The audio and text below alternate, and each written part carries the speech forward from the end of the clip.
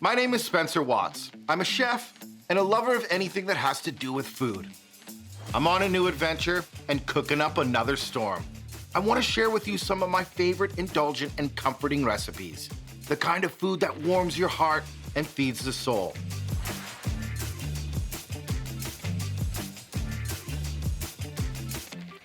There will be some twists on old classics and also some new fun ideas that you can share with your family and friends. I'm also gonna let you in on the behind the scenes action and show you how a real cooking show comes together. So my friends, let's do this.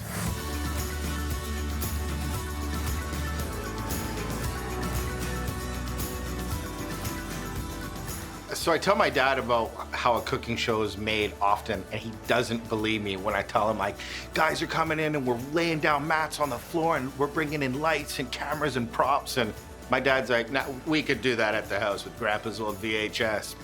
And it's the cutest thing in the world, but it is quite a production. It looks so fun, but to see all the people here on day one and putting up the lights outside so we can film into the darkness and all the food coming in and writing scripts and getting ready for the photography. And the great thing about filming is I've worked with all of these people for a long time, so it's like seeing family that you haven't seen in a while. So it's nice to hug everybody and catch up, and you know, our families grow and our kids grow, so it's just really nice to have that catch-up period, and then we all kind of shake our heads and go, oh yeah, we have to film a show.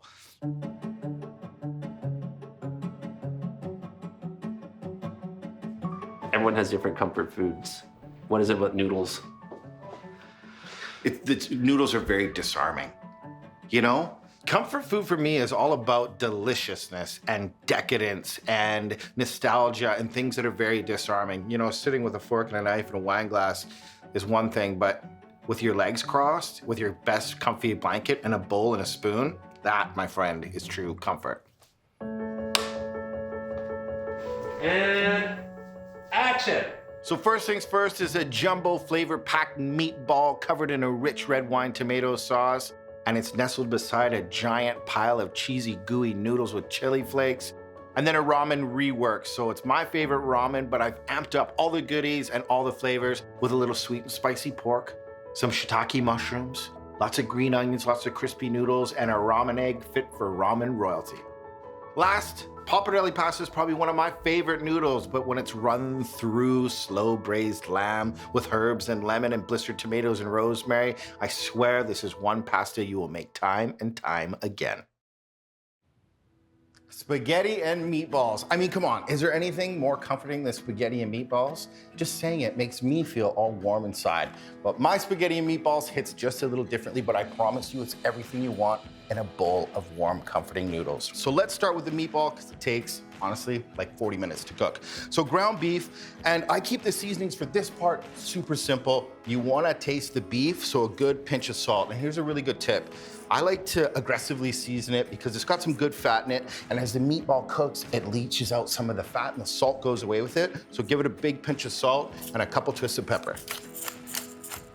So there's a couple herbs that I do not leave out of a meatball, and number one is oregano. It's perfect with beef, and when it cooks, it gets so flavorful, and it's like a garden. It's got a nice earthy freshness to it. And then some onion powder. It's got a sharp sweetness, and it's super delicious, especially when the beef starts to cook. You get some of that onion flavor in there. Where there's onions, there's also garlic powder.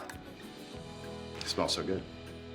And that's it for this part. I keep the seasonings for the meat super simple, so like supercharged with salt, and then the garlic powder and the onion powder give it a lot of flavor. And here's a great tip. You don't want to overwork the meatball. Just kind of get your hands in there and massage it gently to get all of that wonderful flavor through it. Okay, so that is step one for meatball flavor engagement, and it already smells delicious. But in order to get the nicest meatball that you've ever seen, the fork tender meatball that you can cut with a spoon, there's one thing you have to add to your meatball, and that's a panade.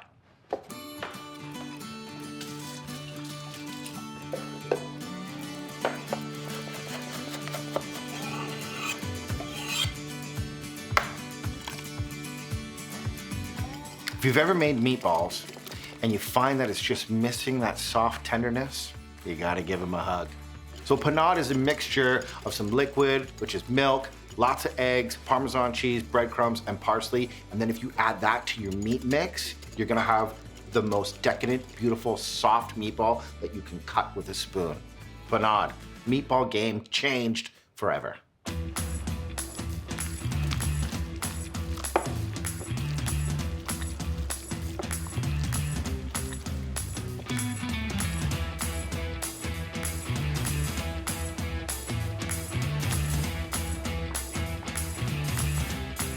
Look at these meatballs. You wanna cook it covered in foil. I don't like to get any crust on my meatball. I just wanna slowly cook it in the oven, 375 till it reaches an internal temperature of 160, and you're good to go.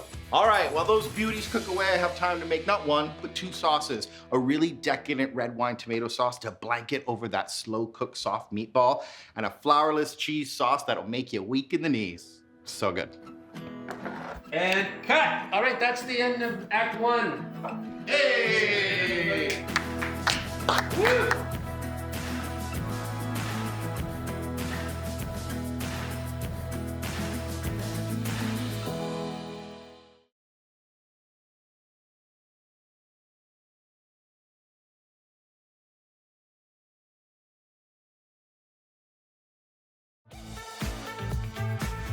Here I am in a cozy winter hideaway, and I'm making some of my favorite foods and showing you how I do it. You having fun? I am. Good. The more it's, Back in the saddle. yeah. I love all of this stuff. I love comfort food, and I love working with all these people. And it reminds me a lot of working in a busy kitchen. You all kind of understand each other's movements, you know where you're going, and you all start to work like a well-oiled machine. Very familiar. It's a lot of hard work, but it's super fun. Spaghetti and meatballs, quintessential comfort food, and my twist on this old classic kind of ticks off all the boxes. The meatball's been in for about 20 minutes, and it smells ridiculously delicious. Water's on for the pasta, and then I'm gonna make one of two pasta sauces. This one is super simple. It's a really decadent red wine tomato sauce to blanket over the meatball. It's got 4 ingredients plus salt and pepper. So tomatoes, onions, garlic, and a whole lot of love. Let's do this.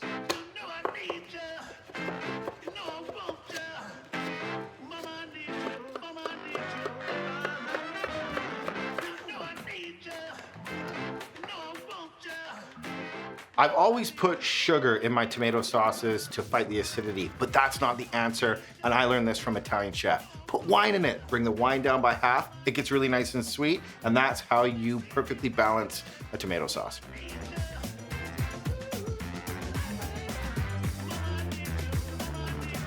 So that's sauce number 1. Sauce number 2 is the most comforting, gooey, cheesy kind of Alfredo sauce. You need a ton of cheese. And 3 cheeses for me makes the perfect rounded cheese sauce. So Gruyere, it's fruity and it's bold, but it gives way to this crazy nuttiness. It is such a good tasting cheese and it melts. And then Parmesan cheese has a lot of grit to it and a lot of good saltiness. So the Parmesan's gonna give it a good kick of flavor.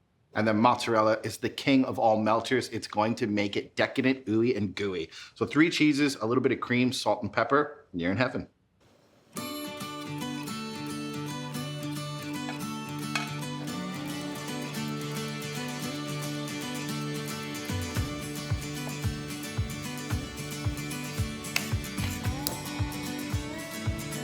The best parts of comfort food is not only eating something really decadent and something that kind of gives your soul a hug, but it's the smells. It smells so good in here. I gotta say, I love the flourless cheese sauce. All you need is a ton of your favorite cheeses, a little bit of cream, and the trick is keep on stirring it. You want the cheeses to melt and it gets really nice and creamy. Then you can dump in the pasta.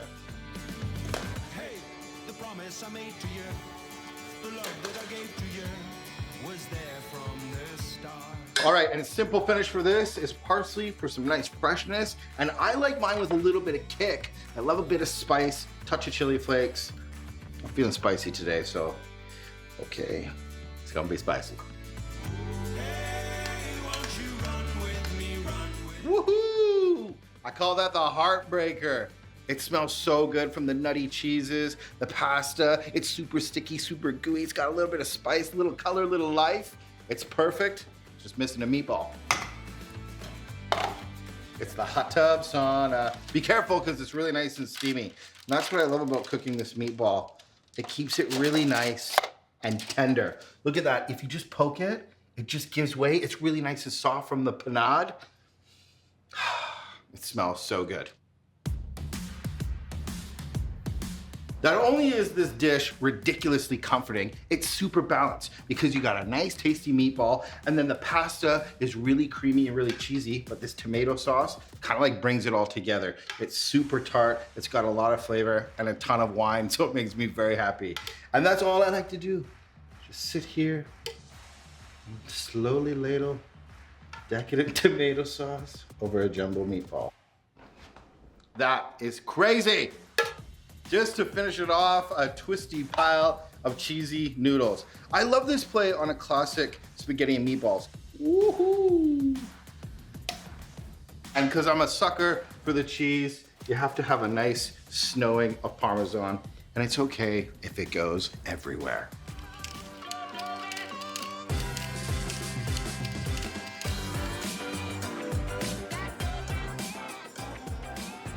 Pound for pound, this is the craziest rendition of spaghetti and meatballs I've ever made. Comfort food. Definition, this plus a couch and a good movie. So great. Thank you. Great. Cut. Let's go to photography. Instant ramen's delish, but I'm gonna take this instant ramen out of the cup into a bowl and double down on all the wonderful garnishes.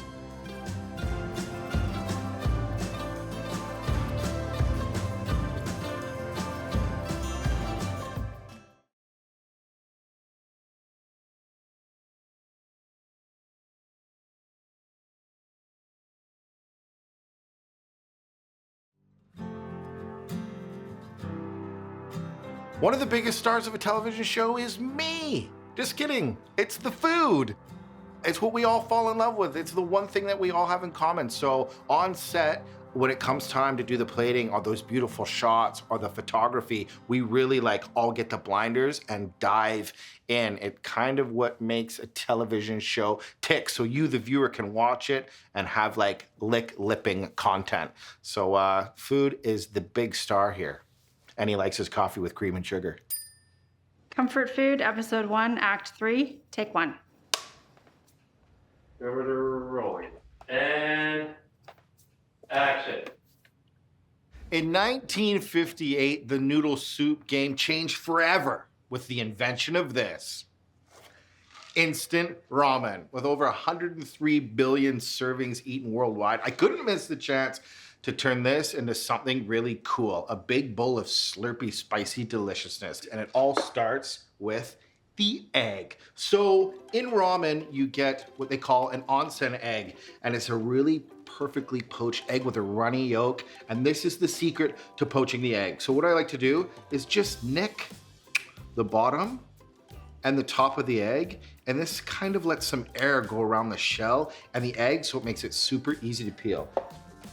Actually, the history of the chef hat with all the pleats in it, all the pleats are to show how many ways a chef can cook an egg. So these ramen eggs are really fun. And then cooking that egg in boiling water for 5 minutes and 30 seconds to 6 minutes, and then shocking it in ice is the perfect way to get cooked whites and then that soft, runny, sexy yolk that we all love. So there's some pretty flavorful stuff in the instant ramen, but I want to amp up the goodness, amp up the flavor, and I'm going to do that with like the kings of umami. So mushrooms, lots of ginger and lots of garlic. You can use any mushroom that you want. I like shiitake. It's a good funky mushroom. It's like a sponge. It adds flavor, but it soaks up flavor. So that's the perfect mushroom for me. Makes really happy belly spency.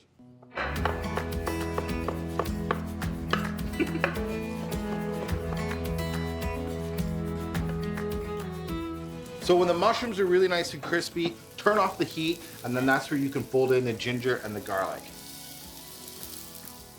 So once the mushrooms are brown and cooked down and the ginger and garlic have made this wonderful perfume in your kitchen, that's the perfect time to add the seasoning packets and the water.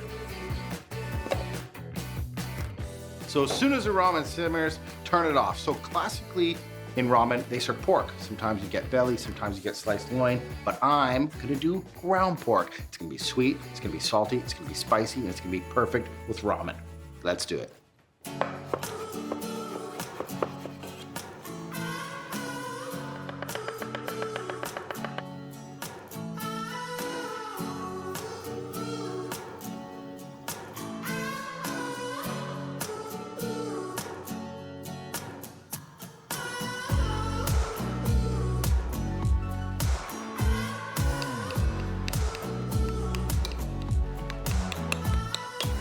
So to wake up all of those big, intense, bold flavors in the pork, you gotta cook it, nice hot pan, and you wanna hear a good sizzle. The crispier that you get the pork, the more sugar that is gonna caramelize, and the sweetness and the saltiness and the spiciness is just delicious.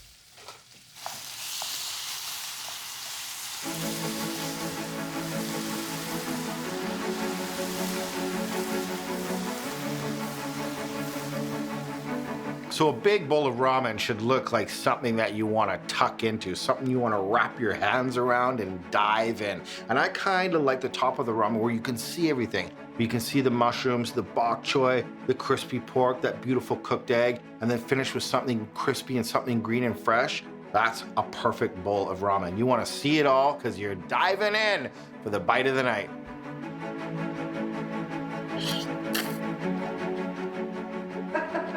I love it. Thank you. Last, slow braised lamb shanks with herbs and lemon are perfect on any day, but shredded with some pappardelle noodles and blistered tomatoes, it might be the perfect pasta.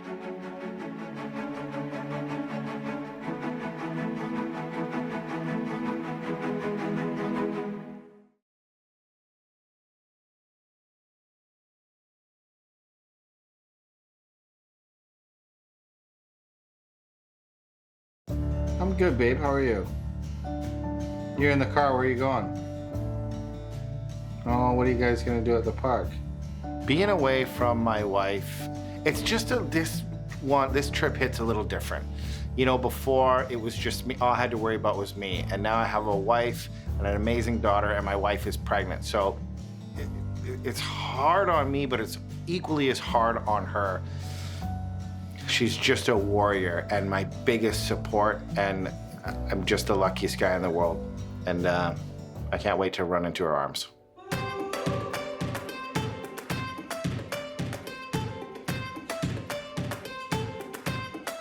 The food development that had to happen before and all the behind the scenes work to get to this point is crazy. So when we get here, we all know what we're doing and we all have the same vision to get to the end. Comfort Food, Episode 1, Act 4, Take 1. Look at these beautiful lamb shanks. Lamb has a really nice light gaminess, good fattiness to it, and it likes big, bold flavors. That's why I'm doing it kind of Greek style.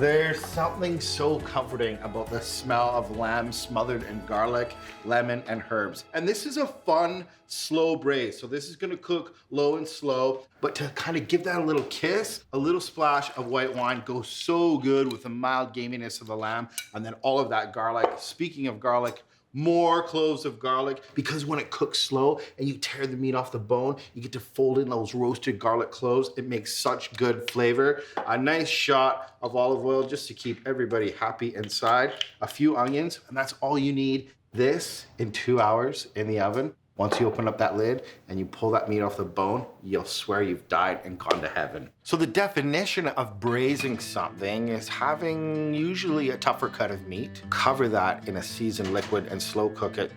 So in my lamb, it's not a lot of liquid. It's a little bit of mustard, a little bit of wine, and then the natural juices from the lamb. And then that creates enough moisture in the pot over a couple of hours to get that like fall apart texture that is perfect for lamb pasta.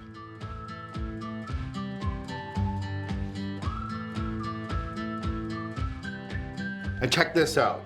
You can just take a fork and it falls right off the bone. Really cool things happen. All the onions cook down, the garlic cooks down, and then when you fold the meat through this and then add some pappardelle noodles, it makes the best pasta. So speaking of noodles, this is pappardelle. This is one of my favorite noodles because the slurp factor is through the roof. It's one of those noodles that you have to like start wiping your face back here. And they're really great because they have cling factor.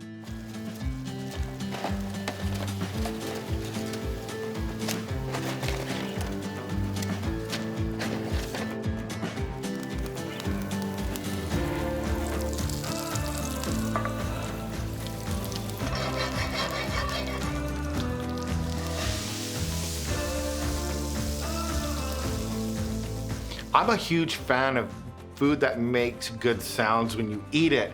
And the mascot of that whole idea is pappardelle pasta. It's a good, thick, flat noodle that makes great sounds and clings to delicious sauces and ragouts like a braised lamb. It's a fun, chewy noodle. It's got a lot of flavor and it just looks cool. And I love the shape of pappardelle.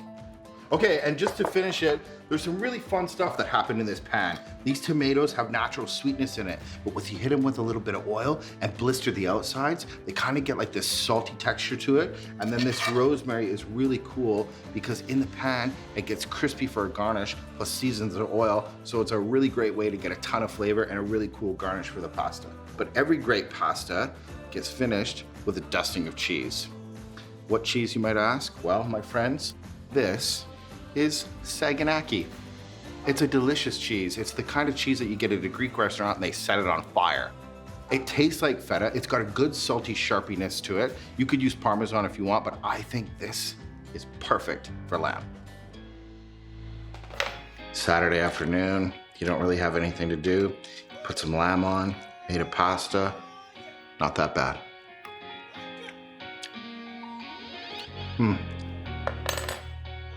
The lamb is so rich, and I love the texture of it, and clung to noodles, and then a little bop of tomatoes. That is a big bowl of comfort. Dad, you're gonna love it. And cut. You wanna do that one more time, or is that good? Dude, that was great. I love Okay. what you did. I thought that was awesome. Cool. We just wrapped episode 1. Hey!